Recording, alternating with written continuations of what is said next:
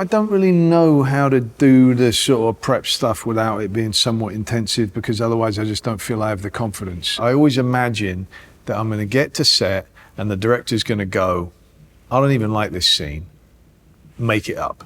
And I've got to be ready for that. And if I'm not ready for that, I feel very insecure arriving on the set.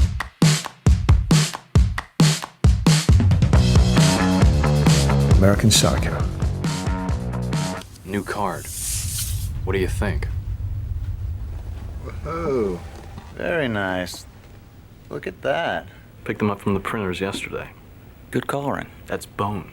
Any scene we were doing every single day, I had the book by my side and I would read through it every single time because Brett had just had so many wonderful descriptions. And I think that was why Mary and I clicked, was because when I first went and auditioned for her, I just went to her apartment and it was just her with a little camera. And I didn't approach it like she said the other actors had, where they were talking about what's his childhood, what's the reason he's become this. I was like, none of that really matters. He's just like this alien. And so as we were doing the scene, I started laughing and she started cracking up, and we both realized we had the same very sick sense of humor, and we were like, oh yeah, all right, this will work between us. She really put herself on the line, you know, and I so appreciate that, because she had so many known actors who were stepping up and wanted to do it, and she just said, no, I want Christian, even though all the financiers were saying, we're going to give you no money, and then actually kicked the two of us off. You know, we went and we did a stage reading in New York for it. Willem Dafoe was there, Chloe Sevigny was there,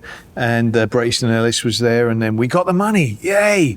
But what our agents forgot to do, our agents at the time, forgot to do, was to include us in the package. And so we raised the money and then they said, right, and the two of you, bye-bye. But I went a little bit psycho myself in that I just said, no, I'm still making the film.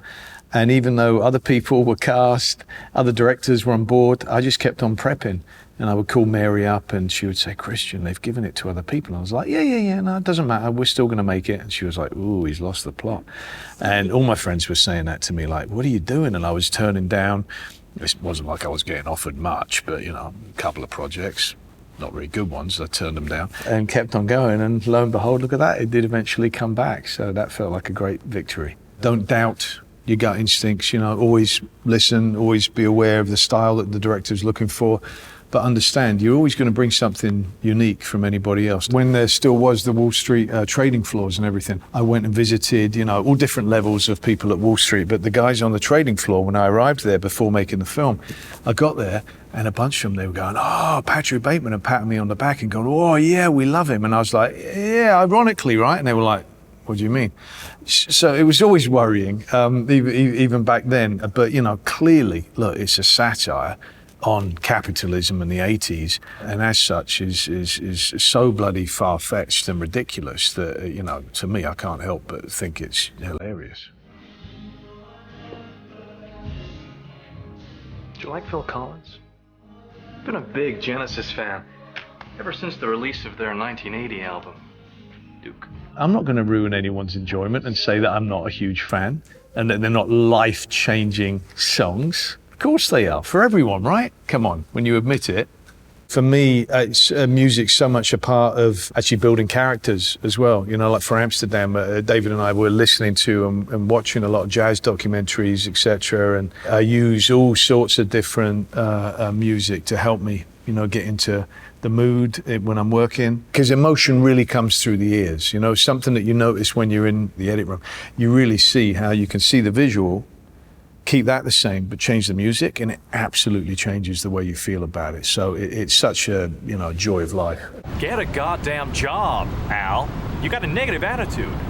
That's what's stopping you. I remember somebody threatening me on the street because some people did object to the film getting made and all that. And I remember people saying that they were going to do me harm and stuff like that, you know. And I would actually go like, I remember somebody warned me, must have been a friend of mine who was crazy early on the internet. And they warned me, they called me up and they went, there's some person and they know where you walk every single day and you go down this back alley and they say that they're going to jump on you and they're going to rip your cerebral cortex out of your head. So please don't go down that alley. So of course I was like, I'm going to that alley.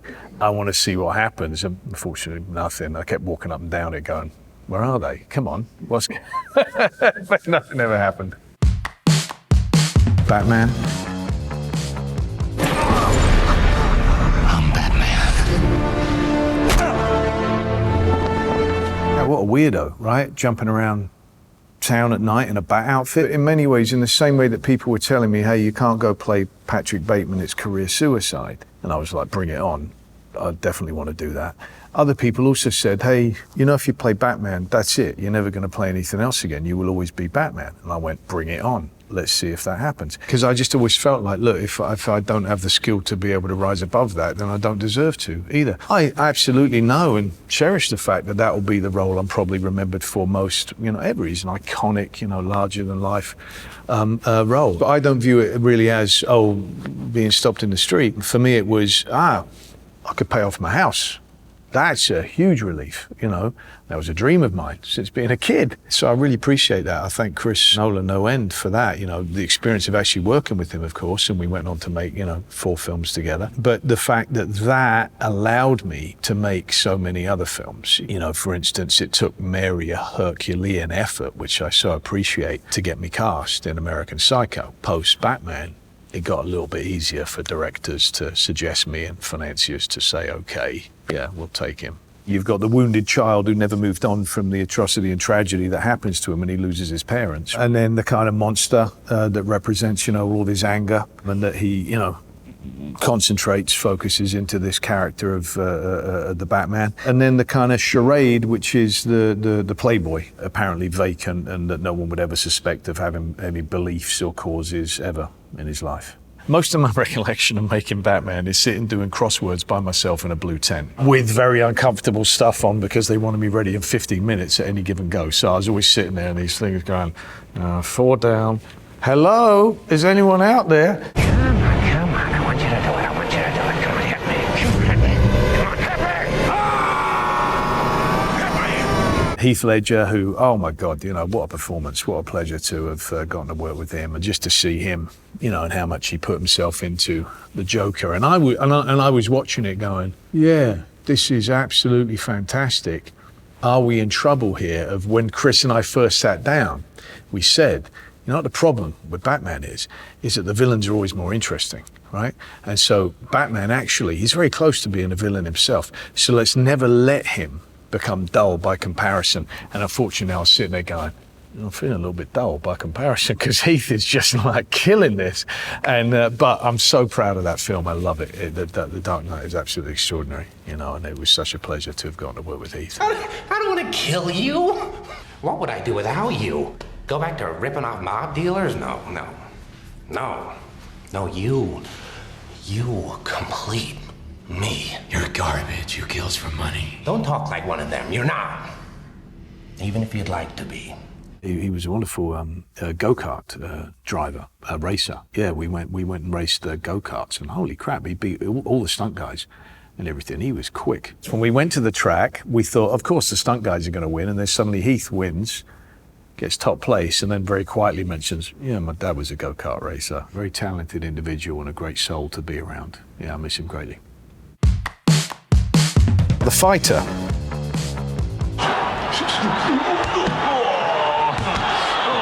Dickie, he's such a character, like he makes his presence felt all the time. I mean, I spent so much time hanging out with Dickie beforehand and still in touch with Dickie Jr. Being in Lowell, hanging out with him, going walking around, getting kicked out of bars, having almost every cop stopping and going, hey, Dickie, and then telling me about a story about when they arrested him, going to the boxing gym, jumping in the ring and sparring with him. And oh my God, it's really quite something when you might think you can, I'll be a decent boxer. You spar with other amateurs and whatnot. I've done that a few times, but when you get in the ring with a pro, ooh, bloody hell. I remember one time he was sitting and he was reading the script and I was busy doing something else, and suddenly I see him like stand up and he starts walking over to David, like, and I could see, you know, something had happened. And I went, wait, this ain't good. And jumped over and said, Dickie, what? And just kind of talked him down because it was about sort of, you know, hey, look, when you tell someone's story, you got to tell the good stuff and you got to tell the bad stuff, otherwise there ain't no story there at all. It was the first film that I've made with David, and so getting to understand his process more, and then he's kind of enhanced that as we've made more films together. And I loved it. I loved playing Dickie so much. There were hilarious things, and there was, you know, stuff to do with just sort of almost being shut down by the local cops and things like that. But to me, that's all part of the fun of it. The Machinist.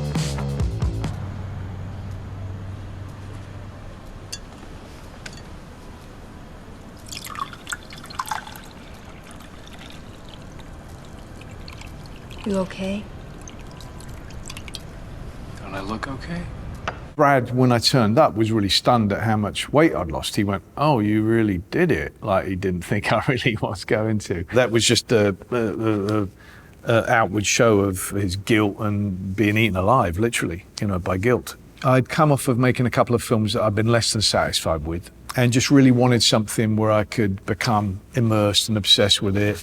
I remember at the time it was like not the smart thing to do because there was no money in it, and it was like, oh, bloody hell, I'm going to lose my place where I'm living, and I was quite newly married and all that. So it wasn't the business smart thing to do, but I've never been smart in a business way.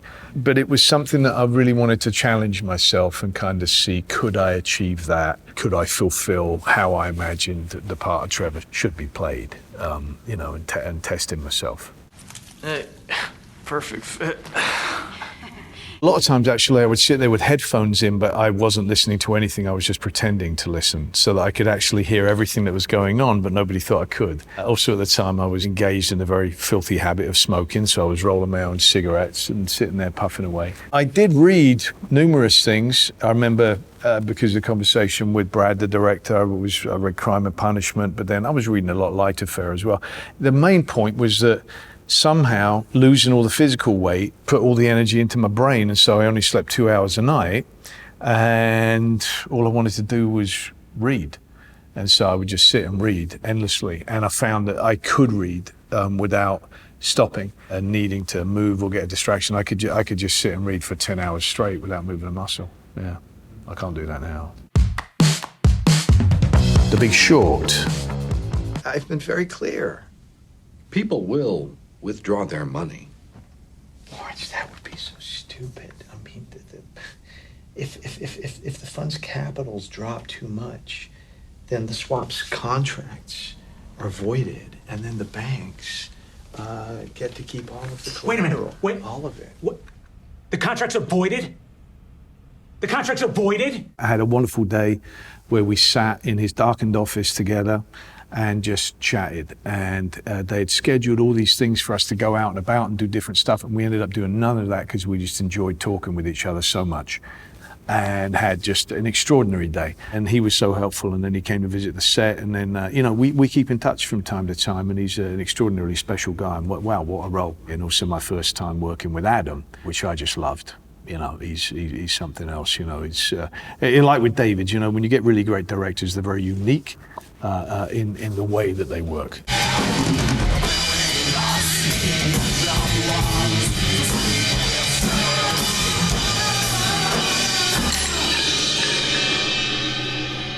Anyone who plays drums can look and go, Christian doesn't play drums. But that, to me, was not the point. The point was not that Michael Burry was a shit-hot drummer. It was that he took his anger out on these drums, and I was just shattering the drumsticks. They were flying across. The crew had to all put shields up because so many of them were flying at speed. Everybody. I love to get to interview people. I love to get to really study them in an obsessive way that you wouldn't get to usually. That's part of the joy of the job for me. Advice. Since that you're a kinetic leader, you make decisions based on instinct. I am.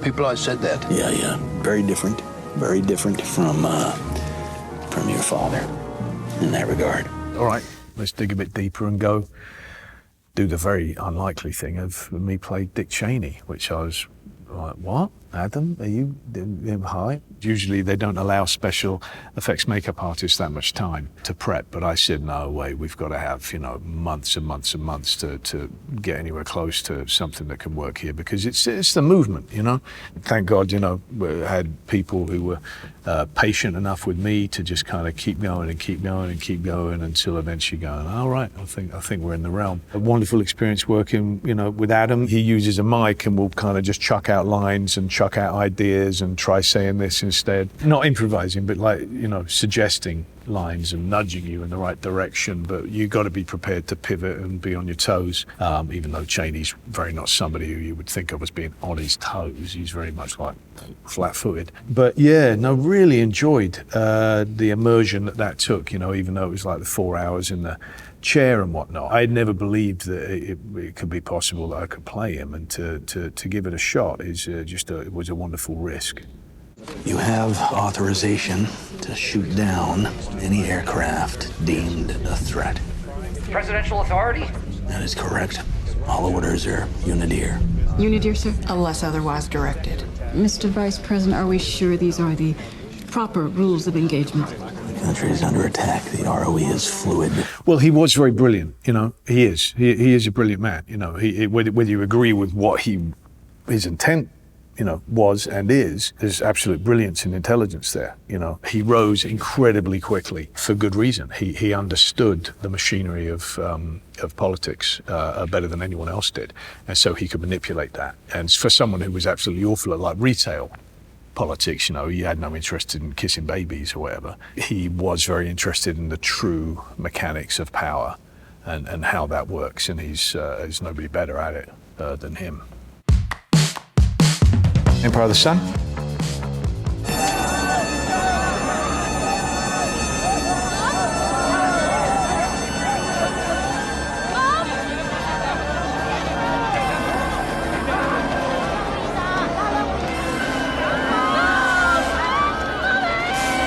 Man, what an adventure. Yeah, it was something else. I got to not go to school and travel about by myself. And I had no idea just how unique that experience was at the time, because I didn't realize that every film didn't build a bloody runway that planes could land on in the middle of a marshland in Spain, or build a pagoda, or build, you know, huge hospitals, or build literally half a full-size stadium out there. I didn't realize every film didn't travel to China and have, you know, 10,000 extras up and down the bund. You know, it wasn't until later when I was on much smaller films I went, oh, yeah, well, that was a big one.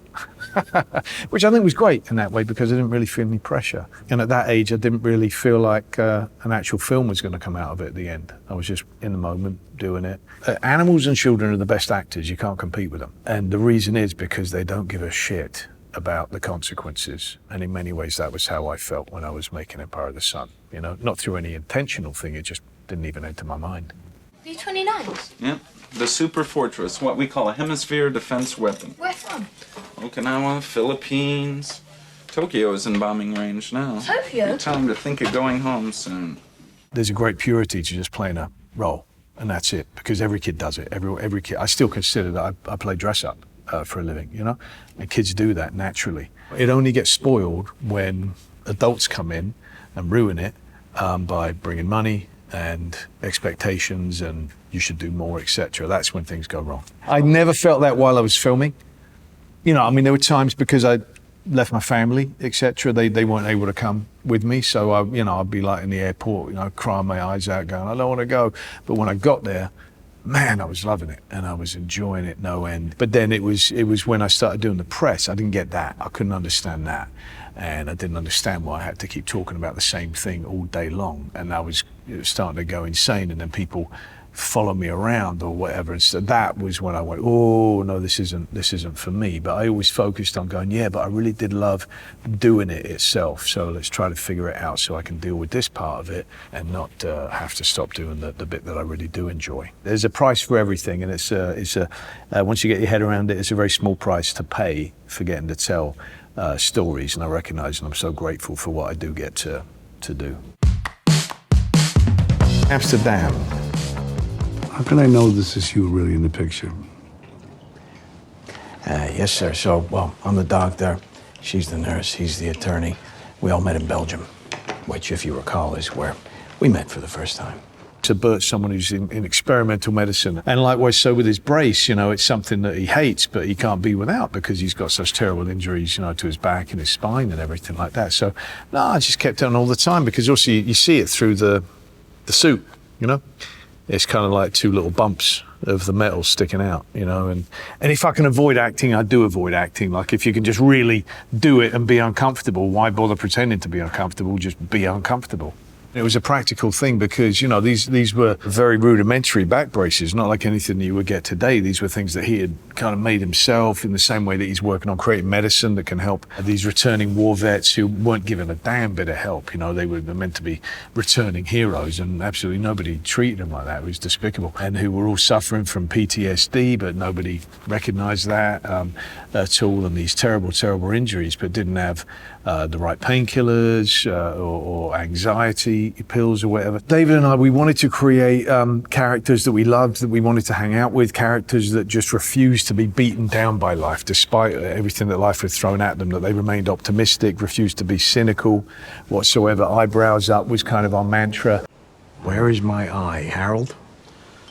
Right here. Yes. You leave me here with this invalid when you know very well that I think she should be hospitalized. It's for her own good. I do remember that both of them looked a bit shell-shocked on the very first day of work because they hadn't worked with David before. We'll film the script, but then he will just throw different lines at people, or he'll just change the lines. No, don't you say that, you're going to say that now. And he'll be laying on the floor underneath here, and then he'll crawl during the scene over there, and then he'll be up behind the camera over here, and then he'll just say, change everything and go do that. And I love it, but David would occasionally come to me when he saw someone was just sort of looking like a deer caught in headlights and say, oh, can you go be the ambassador and just explain how we're going to do this? And then everyone got into it, and then it's really joyful and just a very, very satisfying experience. And Margot and JD just embraced it. You know, and then I would go off and, you know, I'd telephone him and go, I sound like a stalker, but I'd be like, there's a dude I'm following down the street. Oh my God, he's fantastic. I'm going to use this for Bernie. He's like, great. And then I'd tell him that. Mannerisms from different people, attitudes, you know, it was all kind of very baked in and over years. So what's wonderful about that is that by the time you're actually filming, it's really in your bones. Pale Blue Eye.